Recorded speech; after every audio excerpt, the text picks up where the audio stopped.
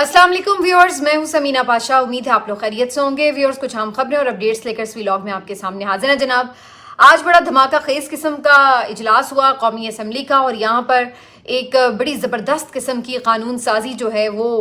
कर ली गई है, और कुछ बिल्स, कुछ तरमीम एक्ट में वो मंजूर की गई हैं, और बड़ी दिलचस्प सूरत हाल है। इसके ऊपर एक तफसीली तजिया आपके सामने रखते हैं। मौलाना फजल रहमान साहब ने भी आज एक प्रेस कॉन्फ्रेंस की है, उसके मुतालिक भी कुछ बात करेंगे, और इसके साथ साथ जो दीगर सियासी मंजरनामा है इसमें क्या कुछ अहम होने जा रहा है इसके ऊपर भी बात करेंगे इसी व्लॉग में। आपसे रिक्वेस्ट है कि चैनल को सब्सक्राइब कर लें अगर अभी तक सब्सक्राइब नहीं किया। और आज गुफ्तगू का आगाज़ मैं करूंगी सियासतदान, सीनियर सियासतदान मुस्तफ़ा नवाज खोखर साहब के एक ट्वीट से, जिन्होंने आज बहुत ही ज़बरदस्त बात लिखी है PMLN और पाकिस्तान पीपल्स पार्टी के लिए। और वो ये लिखते हैं कि ताबेदारी तो बहुत ही छोटा लफ्ज़ है, असल में तो गुलामी का तौक है जो इन दो जमातों ने अपने गले में डाल रखा है। जी हाँ, जो आज इन्होंने कानून साजी की है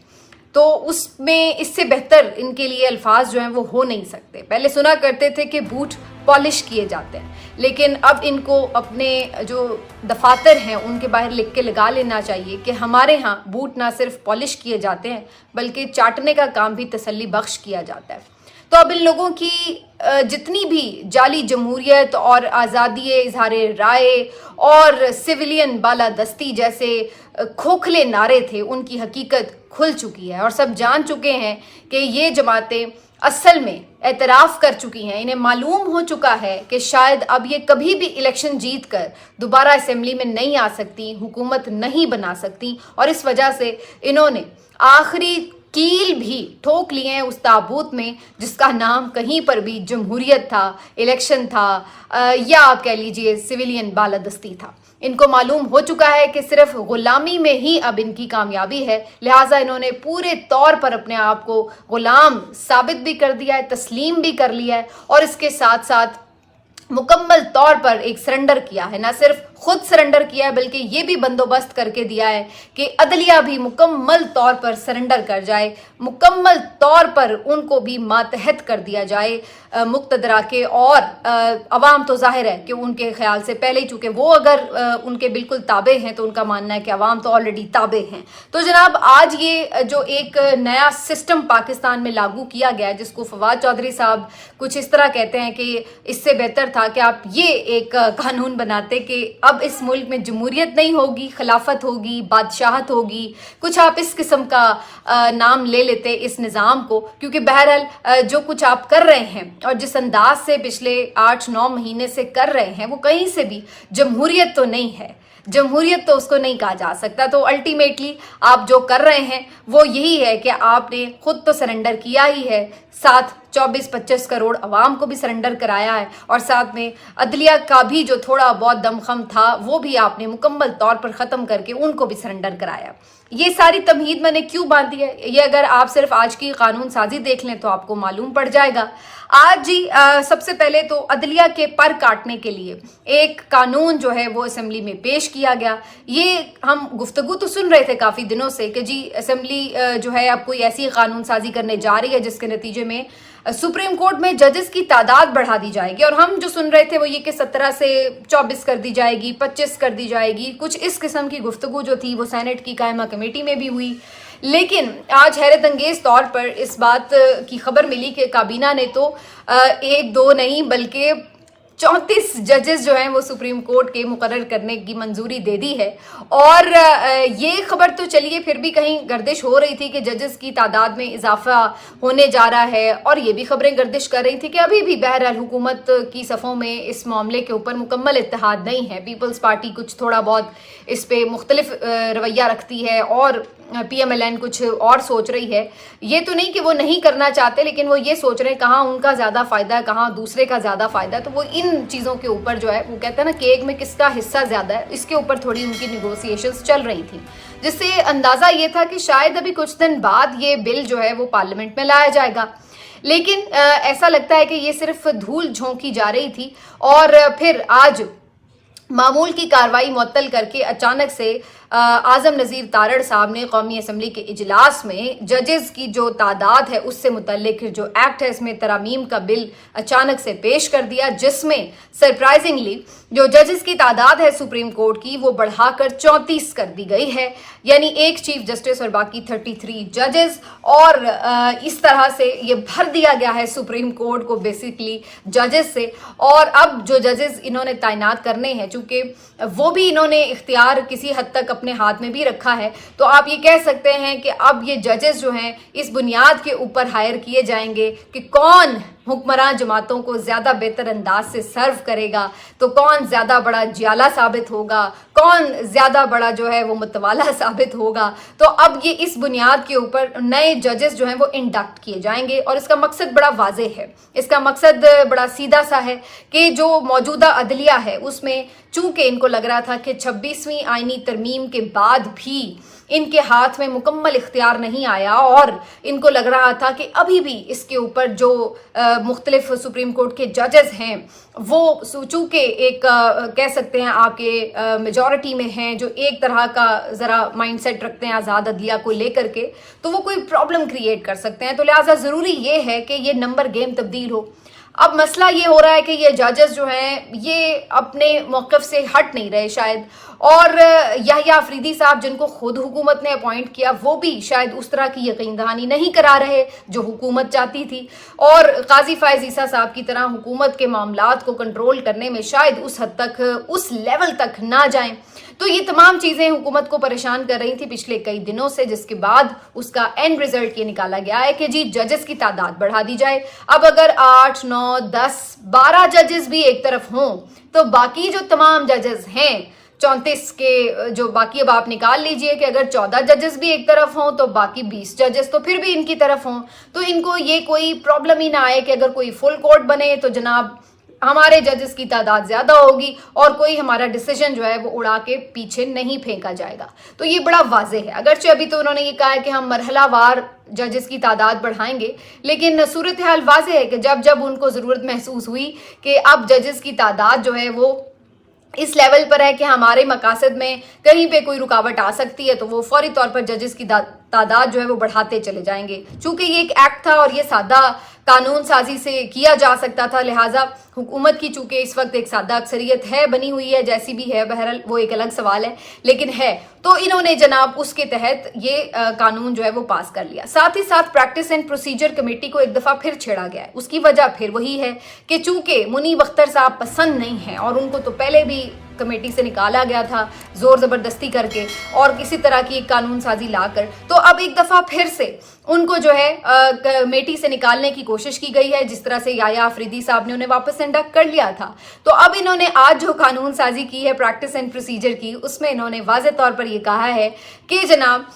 जो एक जज हैं वो तो चीफ जस्टिस खुद होंगे उस कमेटी में, दूसरे जो जज हैं वो चलिए सीनियर मोस्ट अब मंसूर अली शाह साहब हैं तो वही बैठे रहें, लेकिन जो तीसरे जज हैं वो प्रिजाइडिंग जज होंगे, वो आईनी बेंच के सरबराह होंगे, जो भी अब बाद में जुडिशल कमीशन जो है वो तय करेगा। तो इस तरह से एक दफ़ा फिर मुनीब अख्तर साहब को बाहर निकाल दिया गया। जाहिर है प्रिजाइडिंग जज अब मुनीब अख्तर साहब को तो बनाएगी नहीं हुकूमत, तो इनका जो काम था कि मुनीब अख्तर को किसी तरह हम साइडलाइन कर दें, कम अज़ कम इस हद तक इन्होंने प्रैक्टिस एंड प्रोसीजर में फिर से एक तरमीम कर ली है। और ये कोई तीसरी चौथी दफ़ा हो चुका है कि प्रैक्टिस एंड प्रोसीजर की जो कमेटी है उसमें तरमीम करते चले जा रहे हैं। इसी से आपको इनकी नीयत वाज़े हो जाती है कि अगर आप कानून साजी करते हैं,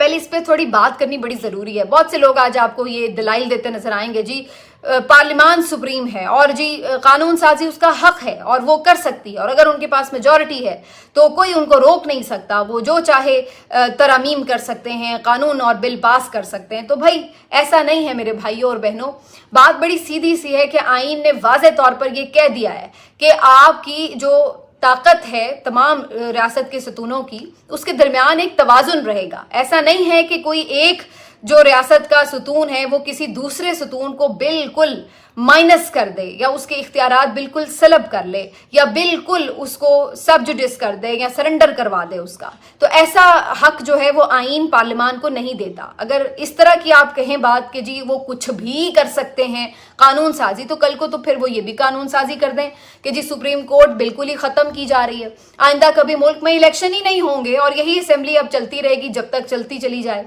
तो आप तो फिर इसकी कोई लिमिट नहीं है ना। तो आपको कानून साजी करने का हक जरूर है, लेकिन उसका मतलब ये नहीं है कि आप मादर पितर आजाद हैं और कुछ भी कानून साजी करते चले जाएं। अब बहुत से लोग इस पे बात कर रहे थे, तो मैंने कहा भाई ये जो तलाक है ना ये भी हक हासिल है, लेकिन इसका मतलब ये नहीं है कि किसी ने अगर खाने में जरा सा नमक तेज कर दिया तो आप उसको तलाक दे देंगे और कहेंगे कि जी हमें तो हक हासिल है तलाक देने का। तो आपके पास कोई भी आप कानून साजी कर रहे हैं, जो भी आप अमल करते हैं, तो उसको जस्टिफाई करना होता है, आपके पास उसकी कोई वजह होती है कि आप ये काम क्यों कर रहे हैं। अब आज जो आप सुप्रीम कोर्ट के जजेस की तादाद बढ़ा रहे हैं उसकी कोई वजह समझ नहीं आती कि आप क्यों उसकी तादाद बढ़ा रहे हैं। अगर इसकी वजह यह है कि आप सुप्रीम कोर्ट पे जो मुकदमात का एक बोझ है वो कम करना चाहते हैं, तो वो तो लोअर जुडिशरी में ज्यादा है, वहां क्यों नहीं आप ऐसी कानून साजी करते और अदालतें बनाएं और जजेस को लेकर आए।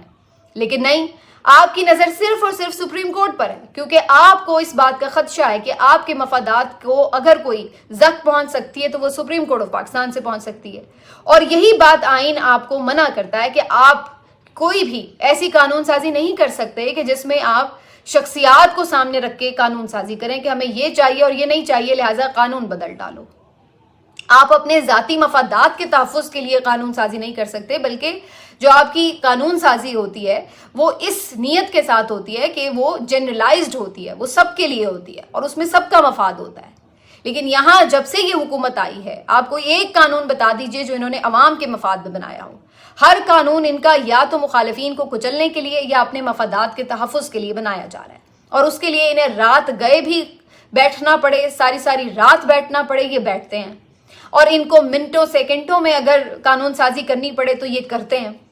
अब आप बुनियादी जो आइन का ढांचा है उसको छेड़छाड़ कर रहे हैं, तो कम से कम स्टेक होल्डर्स को एतमाद मिले। अगर आपकी नीयत दुरुस्त होती तो आप मुख्तलिफ जो इसके स्टेक होल्डर्स हैं अदालती निज़ाम के, उनके साथ बैठते और उनसे मशवरा करते कि आप ये करना चाह रहे हैं, और उसमें तजावीज़ लेकर आप भी आएँ और फिर मिलकर कोई कंसेंसस के साथ आप बात करते हैं। आप अपोजिशन को भी बुलाते हैं, आप बार्स के नुमाइंदों से बात करते हैं, आप जुडिशरी के नुमाइंदों से बात कर सकते हैं,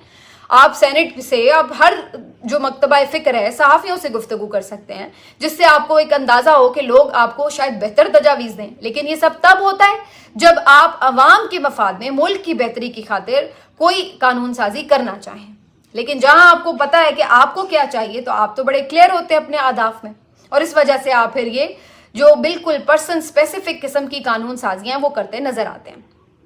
इसी तरीके से एक और जो आज इन्होंने कार्रवाई डाली जिसका कानो कान किसी को खबर ही नहीं हुई, वो था आर्मी एक्ट में तरमीम। और यहां पर भी इन्होंने वो कर्ज उतारे जो वाजिब ही नहीं थे। मतलब ये तो हम पहले भी सुनते थे कि जी आर्मी चीफ की एक्सटेंशन होती है, और कोई भी आर्मी चीफ हो मुल्क का, हमेशा हम देखते रहे हैं मासी में कि वो जल्दी जाता नहीं है। कोई तो बाकायदा बराह रास्त काबिज हुआ तो 10-10 साल हुकूमत की,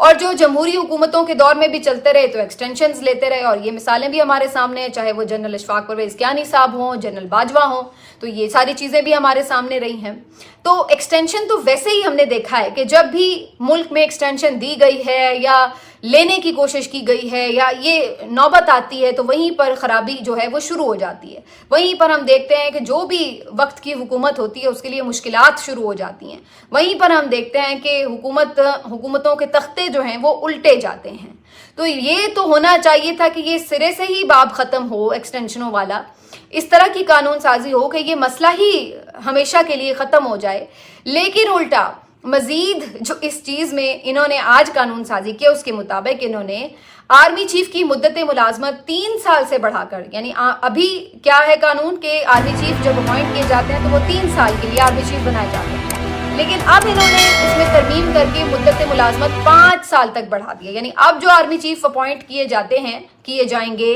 वो 5 साल के लिए तैनात किए जाएंगे। और ये लागू इन्होंने जाहिर है अभी से मौजूदा आर्मी चीफ से ही कर देना, ये तो नहीं है। अब देखिए, अगर ये पर्सन स्पेसिफिक नहीं है तो आप ये कह सकते थे कि भाई आइंदा से जो भी आर्मी चीफ बनेंगे वो जो है वो 5 साल के लिए बनेंगे। लेकिन چونکہ یہاں پر پرسن اسپیسیفک انہوں نے قانون سازی کی ہے تو اس لیے یہاں پر یہ فوری کہیں گے کہ جی اس کا امپلیمنٹ ہوگا موجودہ آرمی چیف سے. اور اس طرح جو آرمی چیف نے اگلے سال ریٹائر ہونا تھا نومبر میں, اب ان کو خود بخود 2 سال کی ایکسٹینشن مل گئی ہے اور اب وہ 5 سال کے لیے آرمی چیف نامزد ہیں. اس کے بعد مزیدار بات یہ ہے کہ ایک اور جو اس کا سیکشن 8C ہے وہ یہ بتاتا ہے کہ وہاں پر آرمی چیف کی مدت ملازمت میں توسیع کے لیے یا انہیں اگر آپ نے ری اپوائنٹ کرنا ہے, دوبارہ ان کو اپوائنٹمنٹ دینی ہے, اس کے لیے کوئی عمر کی حد جو ہے وہ پابند نہیں ہے. یعنی کوئی قید نہیں ہے کہ آپ 64-65 سال سے زیادہ بھی ہو چکے ہیں لیکن اگر آپ کو اب اپوائنٹ کیا جا رہا ہے تو پھر آپ کو نئے سرے سے 5 سال اور مل جائیں گے. یعنی آپ پھر اگر 65 سال کی عمر میں بھی تعینات ہو رہے ہیں, ری اپوائنٹ ہو رہے ہیں, تو آپ 70 سال کی عمر تک بھلے سرکاری نوکری کرتے رہیں اور آرمی چیف بنے رہیں. تو یہ بھی جو ایک قدغن تھی انہوں نے چپکے سے وہ بھی ہٹا دی ہے. تو یہ سارا جو ایک سلسلہ ہے اس میں بظاہر صاف نظر آ رہا ہے کہ بندوبست یہ کر رہی ہے حکومت, اگلے 10 سال کی پلاننگ ہے کہ جو موجودہ آپ کے آرمی چیف ہیں, جو سیٹ اپ ہے وہ بھی چلتا رہے.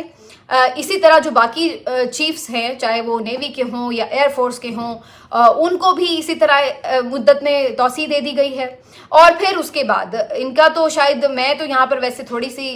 صدائے احتجاج بلند کروں گی قاضی فائز عیسیٰ صاحب کے لیے کہ ان بیچارے کو کیوں مائنس کر دیا گیا, ان کو پھر کیوں جانے دیا گیا. اگر آپ نے اس طرح ہی ایک بالکل مزیدار قسم کی قانون سازی کرنی تھی تو پھر پورا فائدہ قاضی فائز عیسیٰ صاحب کو بھی ملنا چاہیے تھا. آخر انہوں نے بھی تو اس حکومت کی اتنی خدمت کی تھی تو انہیں کیوں اس حق سے محروم رکھا گیا. تو میں تو بہت ان کے لیے آج فیل کر رہی ہوں. وہ بھی بیچارے سوچ رہے ہوں گے ویسے کہ میرے ساتھ یہ سلوک کیوں ہوا, مجھے کیوں نکالا. تو قاضی فائز عیسیٰ بھی میرا خیال ہے آئندہ چند دنوں میں یہ کہتے ہوئے نظر آئیں گے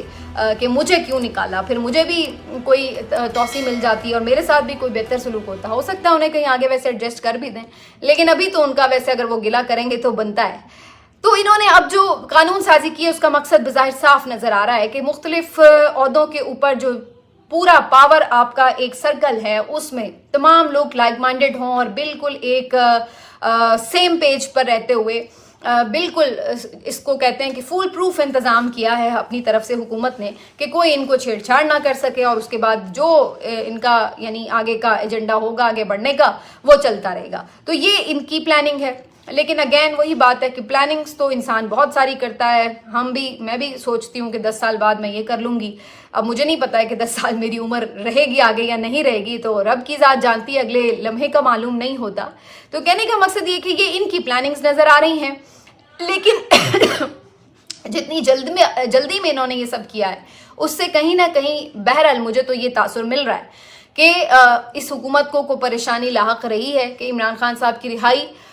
کی صورت میں ان کے لیے کوئی پرابلمز آگے ہو سکتی ہیں. اسی لیے انہوں نے جو بہت آگے جا کے بھی کام کرنے تھے وہ آج ہی کر لیے گئے ہیں. پہلی چیز تو یہ بظاہر نظر آ رہی ہے. دوسری چیز کہ وہ سیاسی جماعت PMLN جس کے بارے میں نون لیگ کا ایک نیریٹو بنایا جاتا تھا کہ نواز شریف تو ایکسٹینشنز کے بہت خلاف ہیں, یہ ایکسٹینشن نہیں دیتے, اور جنرل راحیل شریف کو بھی ایکسٹینشن نہیں دی تھی, اسی وجہ سے وہاں سے ان کے ساتھ معاملات خراب ہوئے تھے وغیرہ وغیرہ. تو آج انہوں نے تاثر کو بھی خود بخود ڈبے میں بند کر کے دفن کر دیا ہے. تیسری جو چیز ہمیں نظر آتی ہے کہ جو بھی یہ سویلین بالادستی کی باتیں کرتے تھے, جو کچھ بھی یہ جمہوری حکومتیں اپنے آپ کو کہلوانے کے لیے کہتی تھی, یا آزاد عدلیہ کی گردان کبھی زندگی میں لاپئی جاتی تھی اور یہ بتایا جاتا تھا کہ ان کے ساتھ عدلیہ نے بڑے ظلم و ستم کیے ہیں یہ وہ, تو آج انہوں نے وہ سارا اپنا نیریٹو بھی ہے جو اس کو اٹھا کے دفن کر دیا ہے, دریا برد کر دیا ہے, اور انہوں نے بتا دیا ہے کہ جی ہم ٹوٹلی بالکل جس کو کہتے ہیں کہ ایک سرنڈر کر کے اس طرح کا کنٹرولڈ بادشاہت کا نظام لے آئے ہیں, اور جس کو پسند ہے وہ اس ملک میں رہے اور جس کو نہیں پسند وہ بے شک اٹھ کے چلا جائے اس ملک سے. ہمیں کوئی پرواہ نہیں ہے, ہمیں اس بات سے کوئی غرض نہیں ہے کہ عوام اس پہ کیا سوچتے ہیں کیا نہیں سوچتے ہیں, اور ہم فی الحال صرف یہ دیکھ رہے ہیں کہ ہمارے مفاد کو کیا چیز جو ہے وہ محفوظ کر رہی ہے. ہم وہی قانون سازی بھی کریں گے اور وہی آگے جو سلسلہ ہے اس کو آگے بڑھاتے چلے جائیں گے. تو یہ ایک جو ساری آج کی ہوئی ہے پیش رفت اس نے آج کافی ہلچل مچا رکھی ہے, اور بظاہر اس میں ایسا نظر آ رہا ہے کہ حکومت کو کوئی گھبراہٹ تھی اور اسی گھبراہٹ کا انہوں نے انتظام کیا. لیکن کیا یہ گھبراہٹ ختم ہو جائے گی؟ اب کچھ سوال میں صرف آگے کے لیے رکھ دیتی ہوں آپ کے سامنے. نمبر 1 یہ کہ یہ جو تمام آپ کی 26ویں آئینی ترمیم سے سلسلہ شروع ہوا ہے اس کے اوپر जुडिशरी क्या रिएक्ट करेगी, सबसे पहली चीज ये है। दूसरी चीज ये है कि ये तमाम रास्ते बंद करके आपने एक दफा फिर से खुद ब खुद पाकिस्तान तहरीक इंसाफ और उनके हामियों और वर्कर्स को ये बात रियलाइज करा दी है कि आपको इस सिस्टम से कुछ नहीं मिलना, लिहाजा आप खुद उनको मजबूर कर रहे हैं कि वो सड़कों पर ही आए। इसके अलावा आप उनको ये बता रहे हैं कि आपका इस सिस्टम में कोई लेना देना नहीं है, ना आपको पार्लियामान से कुछ मिलना है, ना आपको जुडिशरी से कुछ हम लेने देंगे, ना कोई किसी इदारे में किसी तब्दीली की कोई उम्मीद रखिए, बल्कि आपको तमाम रास्ते बंद करके हमने बता दिया कि आपके पास सिर्फ एक रास्ता बचा है। जो पहले वो थोड़ा बहुत ऑप्ट करते थे, फिर थोड़ा सा दूर ही रेड लाइन से पीछे आ जाते थे, मुकम्मल जिसको कहते हैं कश्तियां नहीं जलाते थे, बल्कि कोई ना कोई दरवाजा पीछे खुला छोड़ आते थे। तो अब आप खुद उनको ये बता रहे हैं कि भाई अब जब आओ तो कोई दरवाजा पीछे खुला मत छोड़ के आना, तो आप खुद उनको उस तरफ धकेल रहे हैं। नंबर जो 3 चीज है वो ये देखना होगा कि जो आगे हालात वाक़यात टर्न होंगे, खासतौर पर इंटरनेशनली जो चीजें होने जा रही हैं, जिसका बहरहाल हुकूमत ये तासुर देती है कि उन्हें कोई फर्क नहीं पड़ता, लेकिन फर्क कहीं ना कहीं तो पड़ता है। तो उस चीज से हुकूमत जो है वो कैसे अपने आप को बचाएगी या किस तरह उससे अवॉइड करेगी, ये एक और उनके लिए सवालिया निशान होगा। तो ये 3 चीजें जो हैं ये इंपॉर्टेंट हैं कि किस तरह से ये रिएक्शंस आएंगे, और उसी से ही अंदाजा हो सकेगा कि आगे क्या जो मौजूदा एक बंदोबस्त है उसी के सिलसिले में चलता जाएगा सारा कुछ, या फिर इस बंदोबस्त को जिसको हुकूमत ने अपने लिए एक फुल प्रूफ इंतजाम कह के तैयार किया है, इसमें अभी भी कोई दरार बाकी है। तो हमने तो ये देखा है कि माजी में बहुत बड़े बड़े बादशाहों ने, बड़े बड़े हुक्मरानों ने और बहुत जालिम जाबिर हुक्मरानों ने भी अपने लिए इसी किस्म के फुल प्रूफ इंतजाम किए थे, लेकिन जब उनके जाने का वक्त हुआ तो फिर कोई चीज़ ठहर नहीं सकी। हर चीज़ बिल्कुल खसो खाशाक की तरह बहती चली गई, और जब वक्त आता है जवाल का तो फिर ऐसा ही होता है। फिर हम देखते नहीं हैं कि किसी वक्त इतनी बड़ा पहाड़ नजर आने वाली चीज कैसे एक जर्रे में तब्दील होती है। तो ये वक्त क्या अभी आ गया है या अभी इसमें थोड़ा और टाइम बाकी है, ये अभी देखना है। लेकिन हुकूमत ने अपने सारे जो पत्ते हैं वो आज खोल कर सामने रख दिए हैं, अपने कार्ड्स सारे जो हैं वो शो कर दिए हैं। मिलते हैं आपसे अगले व्लॉग में, अपना ख्याल रखिए। अल्लाह।